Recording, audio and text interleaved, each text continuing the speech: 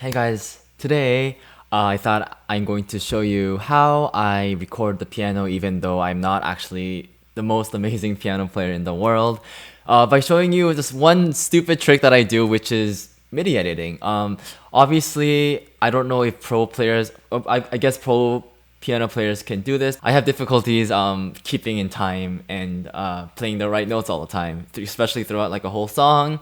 So instead of recording audio into my interface where I would just have like a WAV file in the system, I instead record it into a MIDI where all you really need is a sample like this, where my piano is sending MIDI information into the computer and then the computer is just playing sounds from this sample. Just letting you guys know, this is probably one of my actually favorite piano sample that I have right now. And it's by Native Instruments and it's in Contact. So if anyone is interested, look into that. Okay, so first I'm just going to play something that I love to play, which is just really relaxing, nice chords that I like to play when I'm stressed or just anxiety issues and stuff like that. Just it's a really nice way to relax for me, and I thought I'd just share that also at the same time in showing this video. So here's how it goes. Let's do it.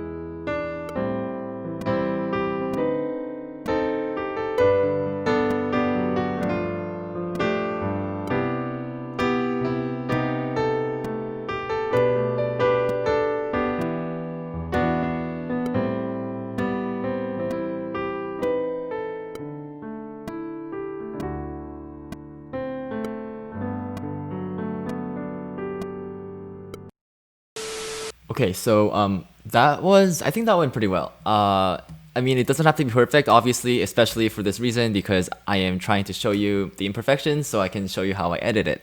Okay, so as you can see, what we can do is a lot of you what you think is to just select all and quantize it so that everything is in the rhythm is all going to be perfect like that, and literally everything is lined up to the grid, but that we don't really want that because it makes it sound very robotic and not real, especially for a piano.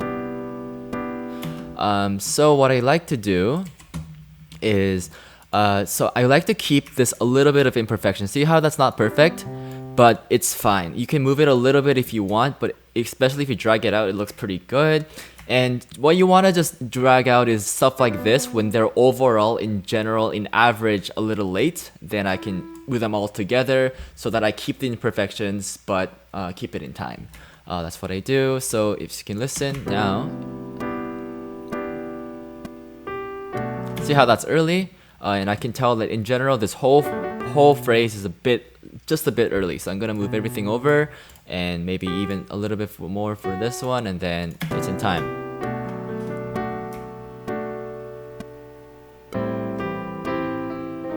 I'm just gonna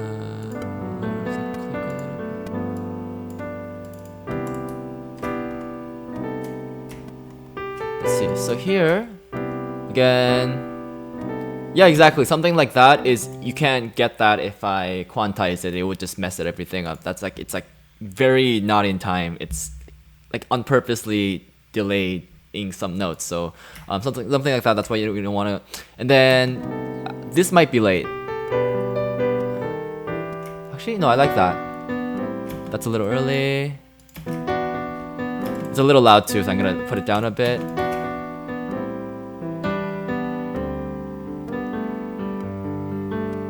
So you can do everything, like literally if you look at the darker areas are obviously when it's louder and the lighter ones are when it's lighter. You can even control the volume. So if it's too loud, you can turn down a bit, and then it's a little a little bit early. I wouldn't do it to a grid here. I'm just gonna shift it over just a little bit like that. And then this one is definitely gonna be early, so I'll shift that over. This is early. Okay, so that's just generally what happens. It's like, it looks like it's cheating, but honestly, if it sounds good, then whatever. What you can also do is, obviously, you can change notes too. I don't think I played any wrong notes this time, but obviously if I made a wrong note here, if I played that instead, then I can shift it back up, right? So it's wrong note, I can fix it by putting that up. Okay, I swear I'm not cheating. It's just, this is how you're supposed to use technology for the good of better music. It's literally the same thing as like what a singer would use autotune. Even though they might be good singers, they still sometimes tweak the notes just a little bit to make it just that little bit more professional and perfect. And another trick that the last thing I wanted to show you is when we select all, where is it? Select all. You can actually change the key. So what the thing to be careful here is that we don't move too much. So a semitone or two is usually fine. So if I wanted to, the key of this is in G, so I can, if I wanted to play it in G flat, then I can lower it down, and then it would just change the key completely. That actually sounds really pretty. It sounds a lot more smoother and a lot more mellow. It's just, that's usually what we think of with flat keys. So anyways, why did I do that? Or so the reason why I don't suggest going up or down more than 2 semitones is that it really changes the feel a lot. So because when I'm playing the key, I'm really thinking about the register that I'm playing in. If I go up like a whole fourth up, then it will be too high or too low. It would feel very like if I move it all the way up here, let's say, then it just changes it completely, right? It's a completely different song. Obviously it might sound good, you can experiment this way, but just letting you know that it changes your original intention like completely. Yeah, that is everything. I think that's all I can say. So pretty much when you record, what you want to do is record the essence of what you want to convey. So like general register, so like where in the keyboard, if you have 88 keys, where do you want to play in that register is a big choice that you had to make.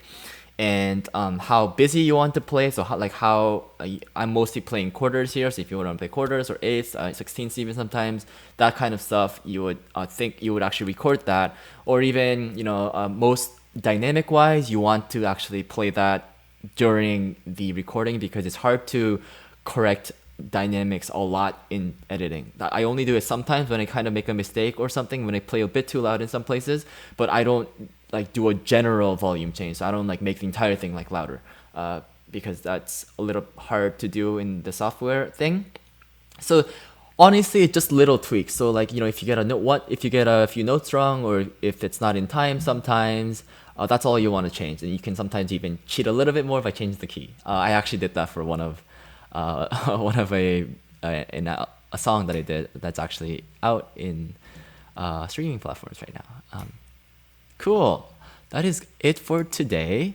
Thank you so much for watching this video, guys. I hope I kind of encourage you to record piano, even though you are not like completely pro at it. Of course, I'm playing a little bit more high skill level than most people. But even if you were to just play like very simple quarter notes, and you're not comfortable playing correctly throughout the whole song, or anything like that, you can change it. You can play together. Sometimes some of you are not even able to play a chord at the same time, so like it might flam or something, and it might sound like a mistake. Like I told you that there are imperfections when we play, they're not always together, but sometimes they are just too different and it sounds like a mistake. So you can fix that too. Anything technical you can finish in the MIDI editing. So that's what I suggest you guys to do, and just try it out. It's really fun, and it's amazing. So yeah, well, thank you so much for watching. Have a great day. Like and subscribe like always. See you next week. Da